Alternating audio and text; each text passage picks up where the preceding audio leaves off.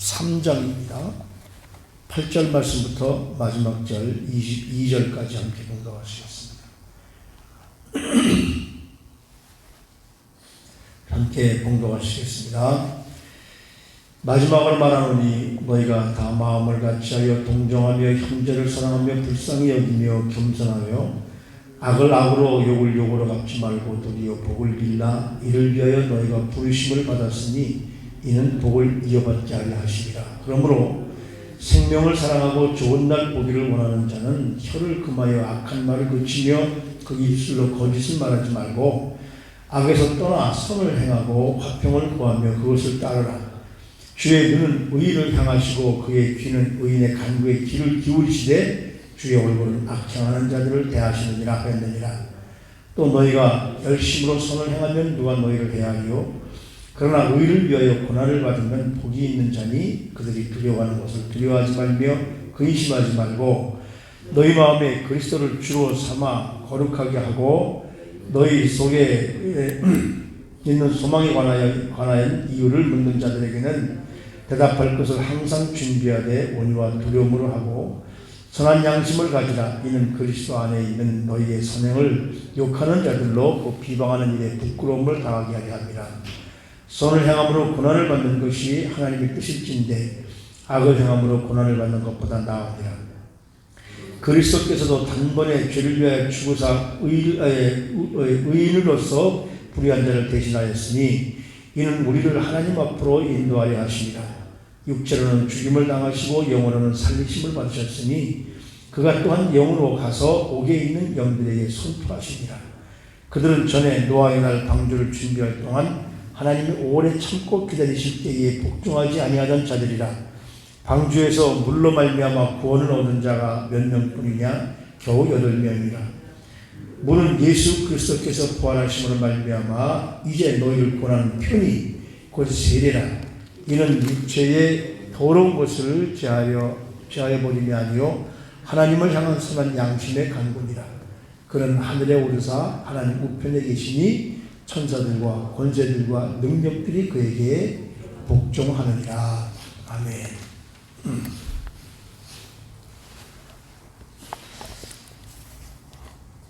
베드로 사도가 이런 편지를 썼다는 게 참 놀랍죠. 어느 특정하게 누구에게 하는 것이 아니라 흩어져 있는 그 당시에 그 박해 때문에 흩어져 있는 특히 지금으로 말하면 그 터키 지방입니다. 소아시아 쪽이니까 그 사람들에게 이런 말을 하면서 하는 말씀이 2000년 전에 그들에게 하는 말이 아니라 현재 우리에게 주시는 아주 똑같은 말씀이죠. 이제 베드로 사도가 마지막을 경험하면서 여러분들에게 말하는데 신앙 공동체 안에서 바로 앞에서 부부에 관해서 말하잖아요. 아내들이 남편에게 어떻게 복종할 것인가, 복종하는 것을 남편들은 어떻게 대할 것인가를 말하고 이제 마지막으로 공동체, 즉 그리스도 안에 공동체에 있는 사람들에게 말하는데 5가지 그 미덕을 가져야 한다고 합니다. 그 어떤 미덕이냐면 첫째는 마음을 같이 할 것. 믿는 사람들은 이 마음이 따로 떨어져서는 안 돼요. 하나가 되어져야 돼요. 어쨌든 하나가 되어져야 돼요. 절대로 교회에서는 하나님이 공동체에서는 네 편, 내 편이 없어져야 됩니다. 그것이 없어질 때 거기가 크게 성장하는 밑거름이죠. 마음을 같이 하라. 그리고 마음을 같이 하기 위해서 우리가 같이 하기 위해서 할 것이 동정하며 그러니까 이해라는 이야기죠. 이해 갖지 않으면 상대방을 이해하지 않으면 우리가 그 마음을 같이 할 수가 없어요. 저 사람이 이럴 때 저 사람은 그러니까 이게 그러니까 우리 그리스도인들이 참 힘든 거죠. 그리고 이해하면서 그들이 하는 이야기에 공감해 줄 것. 근데 우리가 살다 보면요. 왜 내 뜻만 내 말만 옳다고 얘기하는지 모르겠어요. 내가 말이 옳으면 상대방의 그 의견도 맞을 때가 있거든요. 그런데 그걸 묵살해 버리니까 이게 한 마음이 안 되는 거예요. 그러니까 하나가 되게 마음을 같이 해서 이해심을 갖고 서로에 공감해야 되고, 그리고 세 번째는 형제를 사랑해야 된다고 합니다. 이게 참 힘든 거죠. 사람이 모인 곳은 언제나 말이 많고 언제나 거기에 공감이 생기는데 그걸 사랑해야 된다. 그리고 동정하는 것, 어려운 처지에 있는 사람들을 도와줘야 된다. 그리고 여기 보니까 마지막으로는 뭐냐면 서로에게 겸손해야 된다. 교만이 항상 문제입니다. 지금 이 미국이나 한국에서 일어나고 있는 일들도 교만 때문에 그래요. 그러니까 우리가 겸손해지면 모든 것을 다 수용할 수가 있습니다. 그러면서 이게 이제 하나의 공동체 속에서 그렇게 우리가 그리스도인들이 그래야 일단 교회가 하나가 되어지고 그 다음엔 뭐냐면 세상을 향하는 겁니다. 세상을 대하는 태도에 대해서 왜 10절 말씀부터 9절 말씀부터죠. 악을 악으로 욕을 욕으로 갚지 말고 도리어 복을 빌라 이를 위하여 너희가 부르심을 받았으니. 근데 요즘 세상은 어떻습니까? 나에게 욕하고 나에게 악하게 대하는 사람들을 위해서 참으면 그 사람들은 완전히 호구가 됩니다. 바둑에서 말하는 호구는 호랑이 입으로 들어가는 것이 호구지만은 우리가 흔히 말하는 호구, 조울 호자에 친구, 좀 뭐라 그럴까요? 싫은 소리 들어도 말하지 못하는 사람들을 그렇게 얘기하잖아요. 그러니까 우리 그리스도인들이 어떻게 살다 보면 이런 모습이 돼버리고 말해요. 아, 이걸 참 안 하고 있네. 그러니까 세상을 대하는 태도에서 교훈하는데 뭐라고 그러느냐면요. 혀를 조심하라는 거예요. 야고보서에서 나온 이야기죠. 생명을 사랑하고 좋은 날 보기를 원하는 자는 혀를 금하여 악한 말을 그치며 그 입술로 거짓말을 말하지 말아라. 시편 34편에 나오는 똑같은 말씀이 있습니다. 그게 이제 10절, 11절, 12절 말씀인데 악에서 떠나 선을 행하고 화평을 구하며 주의 눈은 의인을 향하시고 주의 귀는 의인의 간구를 기울이시되 주의 얼굴은 악행하는 자들을 대하시느니라. 그러니까 하나님은 우리를 바라보고 계시고 우리 기도를 듣고 응답하십니다. 그리고 하나님의 얼굴을 누구에게 대하느냐 하면 악한 사람들에 대한다는 거예요. 이런 일들을 우리가 기억하면서 우리가 기도하면서 하나님 앞에 엎드리면 하나님은 치근한 눈으로 우리를 바라보시고 우리의 기도를 다 들으시고 우리의 행위를 다 보시고 그리고는 뭡니까? 얼굴을 돌린다는 말은 뭐예요? 하나님이 갚으신다는 이야기시죠. 그러니까 우리가 우리 사람의 힘으로 내 힘으로 할 것이 아니라 하나님께서 갚으실 때까지 기다리는 것. 그것이 바로 우리 그리스도인들의 삶인 거죠.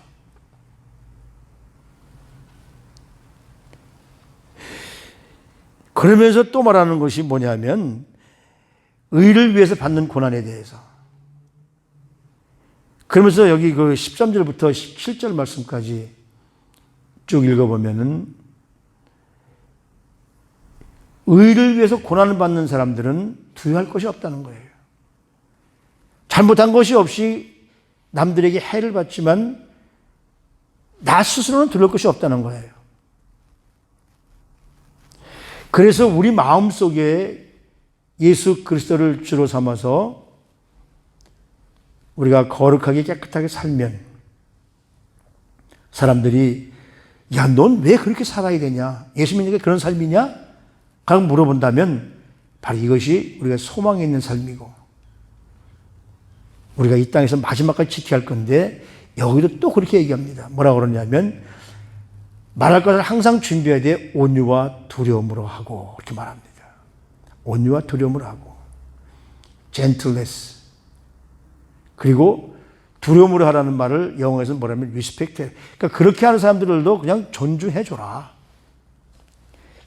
그래서 제가 지난번에 성령의 9가지 열매, 물론 내일은 성령의 9가지 열매에 대한 전체 종합을 이제 갈라디아서 5장을 가지고 말씀을 나누려고 준비를 했는데 거기 8번째 제가 온유를 말씀드리면서 여러분 우리 그 사람들 그전에 흔히 부자 되세요 이런 말을 좋아하잖아요. 온유하세요. 하늘나라의 땅을 기업으로 받습니다. 그러니까 그건 뭘까요? 그들이 아무리 그래도 우리가 온유하면 하나님 안에서 은혜 가운데 성령으로 부자된 삶을 살아갈 수 있다는 것이거든요. 그러면서 우리가 해야 될 것은 뭐냐면 양심을 가져라. 선한 양심. 저는 요즘에 이 세상을 돌아가는 걸 보면서 권력을 탐하는 사람들, 권력을 뺏으는 사람들은 양심이 없는 사람들이라고 생각해요. 한국도 그렇고 미국도 그렇고. 지금 보십시오. 돌아가는 걸 보십시오. 양심 있는 사람들이 행할 수 있는 일들인가? 양심이 없는 사람들은 어떻습니까? 부끄러움을 당하게 된다고 그랬어요. 양심을 가져라. 이는 그리스도 안에 있는 너의 선행을 욕하는 자들로 그 비방하는 일에 부끄러움을 당하게 될 것이다. 지금은 잘 된 것 같이 자기들이 못된 것 같이 하지만 마지막엔 어떻습니까? 부끄러움을 당할 거예요. 우리 주님께서 우리를 위해서 십자가에 죽으심으로 말미암아 우리를 살려주셨다. 예수님은 육신을 이 땅에서 우리 모든 죄인들을 위해서 내어주시고 그래서 우리로 하여금 죄에 대해서 죽게 하시고 하나님의 능력으로 사셨습니다. 때문에 우리도 죄에 대해서 죽으면 하나님의 능력으로 우리 영이 산다는 것이죠. 선한 양심을 가지고 이 땅에서 하는 일에 꺼릴 것이 없으면 됩니다. 결국 남들을 비방하고 욕심을 가진 자들은 스스로 망하게 될 것이거든요. 근데 사실 여기까지 참는다는 것이 얼마나 힘듭니까? 정말 힘들죠. 참다 보면 막 속에서 부글부글 끓기도 하고 그러나 그걸 참으면 하나님께서 우리는 온유하게 해주시고 그 온유를 통해서 우리는 두려움이 없게 해주시되 그렇게 한 사람들은 마지막에 어떻습니까? 하나님이 다 심판하신다는 거예요. 우리가 심판하는 것보다 하나님이 심판하시면 무섭습니다. 우리가 원수를 갚으면 그냥 그것으로 끝나지만 하나님이 원수를 갚으시면 어떻습니까? 저는 여기 보면 그래요. 19절 말씀해 보면 그가 또한 영으로 가서 옥에 있는 영들에게 선포하시리니 우리 주님이 우리 사도신경에 되어 있잖아요. 주님이 음부에 내려가셔서 마찬가지 그런 이야기입니다. 거기 음부에 있는 자들에게 이런 선포를 하신다는 거예요. 너희들은 누구냐 하면 창세기 9장에 나오는 노아의 시대를 말하면서 노아가 산에서 그 방주를 준비하는 동안에 너희들 노아한테 어떻게 했냐? 아마 지나다니면서 별의별 욕을 다 했을 거예요. 아니 산에다 배를 지는 사람이 어디 있어? 아니 이 땡띠 이제 햇빛이 나는데 무슨 홍수 난다고 콧다고 소리하고 있어. 이러던 사람들, 하나님의 말씀을 비방한 사람들을 여기 어떻게 합니까? 모두가 다 지옥으로 보냈습니다. 그리고 구원받은 사람이 몇 명이냐? 8명이다. 노아의 아들들, 그죠? 셈, 함, 야벳, 그 부인들, 노아와 아내 8명. 이 참 얼마나 선을 행하다가 고난받는 것, 그거 참 뭐라 그럴까요? 예수님께서 그렇게 하셨기 때문에 우리도 그럴 수밖에 없죠. 근데 예수님은 한 번도 내가 억울하다고 이렇게 말하신 적이 없거든요. 그래서 우리도 그렇게 참으면 우리도 결과적으로는 구원에 이르는 길이 이른다는 것이죠. 그 많은 사람이 있었지만 어떻습니까? 구원받은 사람은 8명밖에 없다는 거예요. 그래서 우리 주님은 바로 이 마지막 때에 우리 좀 영적으로 부활하신 분이시기 때문에 우리도 주님을 따라가면 우리도 마지막 때에 영적으로 부활해서 우리 주님과 함께 이 맨 마지막 절에 보면 그렇게 말하지 않습니까? 그는 하늘에 오르사 하나님 우편에 앉아 계시니 하나님의 우편에 앉아 계시니 천사들과 권세자들과 능력들이 그에게 복종하느니라. 지금은 우리 위에서 큰 소리 치는 것 같지만 마지막 때는 어떻습니까? 모든 전사가 역전된다는 말씀입니다. 우리는 바로 그것이 뭡니까? 물로 세례를 받고 물이 세례에 능력이 있는 것이 아니라 물이 깨끗하게 씻어주시고 그래서 우리가 하나님 앞에 올바로 서는 것. 이런 사람들이 어떤 사람들이냐면 하나님을 향한 선한 양심의 간군이라 이렇게 말합니다.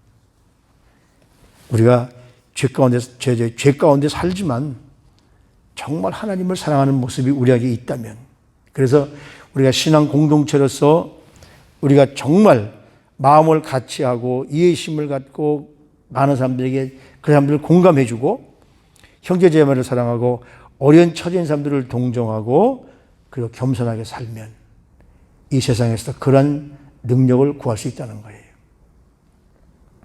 헨리 나우엔이라는 영성 신학자가 있는데 그분이 그 어느 수도원에 가서 경험한 일을 그 책에 보면 얘기하는 게 나오는데 이렇습니다. 수도사들이 거기서 일하는 사람, 수도사는 아니지만 일하는 사람과 함께 지금 밭에서 열심히 일들을 하고 있습니다. 근데 그 일하는 사람이 입에서 그 욕을 달고 사는 거예요. 같이 수도사들이 그 사람과 일하면서 그 모습을 볼 때 헨리 나우엔이 어떤 생각을 했냐면, 내가 저 사람과 같이 일한다면 나는 어떤 생각이 들까?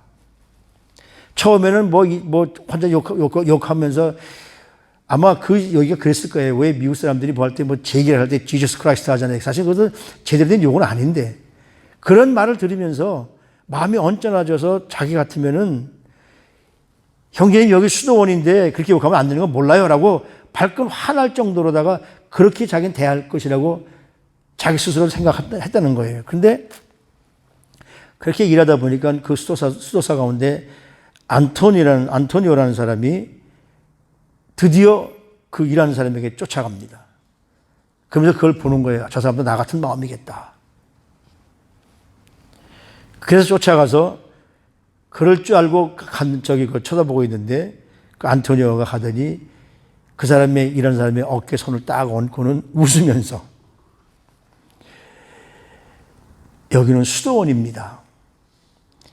여기에 있는 모든 사람들이 당신이 욕하는 그 사람을 사랑하고 있거든요 하면서 웃으면서 얘기를 하더라는 거예요. 그러니까 욕을 한 사람이 멋쩍게 웃으면서, 솔직히 저도 그분을 사랑합니다. 그걸로 둘이 서로 웃으면서 내가 참 잘못했습니다라고 이제 그 고백을 하면서 웃으면서 그 일이 마무리되더라는 겁니다. 그러니까 헨리 나우엔이 그 생각을 하는 거예요. 내가 만약 가서 지금 여기는 수도원인데 당신 그렇게 말하면 안 되잖아요 라고 발끈했다면 그 사람도 서로 무안하고 분위기가 어색했을 텐데, 그런 상황 속에서도 재치 있게 말하는 저런 모습을 보면서, 여기 수도원인데 이 수도원에 있는 모든 분들은 그분을 사랑하거든요. 그러니까 그 욕을 하는 사람이 그 멋쩍게 웃으면서, 사실은 저도 그분을 사랑합니다. 분위기가 밝아지는 것이죠.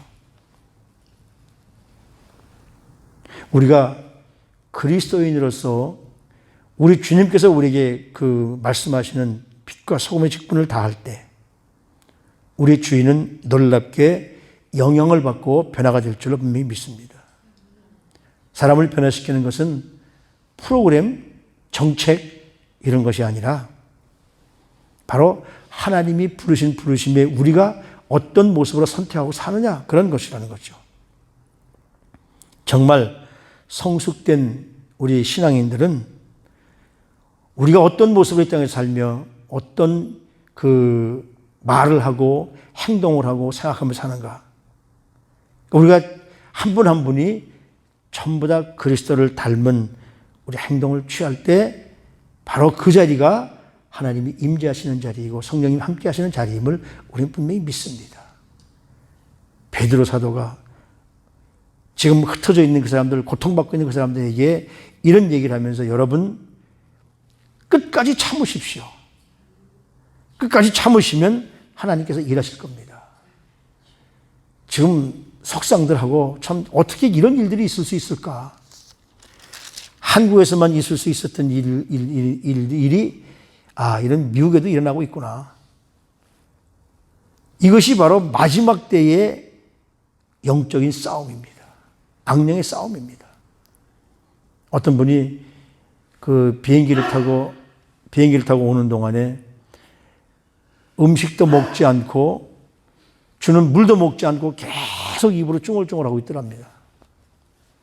그래서 당신 지금 뭐 하시는 거냐고 그랬더니 뭐라고 그러냐면 미국의 대통령을 위해서 지금 저주를 하고 있는 겁니다. 나는 사탄교 교주입니다. 그러더라는 거예요. 세상이 그렇습니다. 그들을 우리가 이기기 위해서는 우리도 이 땅을 위해서 마지막 지도자들을 위해서 쉬지 않고 기도해야 될 줄. 악한 사람들도 그렇게 한다. 그런 기도하고 있어요. 젖을 퍼붓는 기도를. 비행기 타고 오는 내내 물도 먹지 않고 아무것도 먹지 않고 계속. 그걸 이기기 위해서는 우리도 쉬지 않고 마지막 때를 위해서 기도해야 될 줄 압니다. 작은 일에도 충성하시는 여러분들이 되셔서 이 마지막 때에 정말 영적 싸움에서 승리하시는 우리 모두 사랑하는 성도님들 삶이 되시기를 주님의 이름으로 축복합니다. 하나님 아버지, 하나님을 믿는 사람들을 반대할 때, 우리가 그런 일을 당할 때 우리는 어떤 모습을 이 세상 사람들에게 보여주고 있습니까? 내 본성 가지고 대받아쳐서 함께 복수하길 원하는 것, 그것이 바로 우리 인간의 모습입니다. 그러나 하나님의 사람으로서, 성령의 사람으로서 죄인들을 대신해서 십자가에 죽으신 우리 예수님을 생각하면서 항상 온유와 겸손으로 반응할 수 있는 능력을 주시옵소서. 그것이 바로 우리의 힘과 우리의 능력 가지고서는 안 됩니다. 아무리 결단을 했어도 막상 내 앞에 닥치면 참지 못하고 같이 그들과 함께 싸우는 것이 우리의 모습인데, 우리 주님은 끝까지 참으시면서 겸손으로 용서하셨습니다. 그 모습을 우리도 갖게 하시고 그 모습으로 날마다 승리할 수 있도록 하나님, 우리 사랑하는 성도님들 모두에게 온유함과 겸손함으로 날마다 승리할 수 있는 능력 허락해 주시옵소서. 존귀하신 우리 구주 예수 그리스도 이름으로 감사하며 기도드리옵나이다.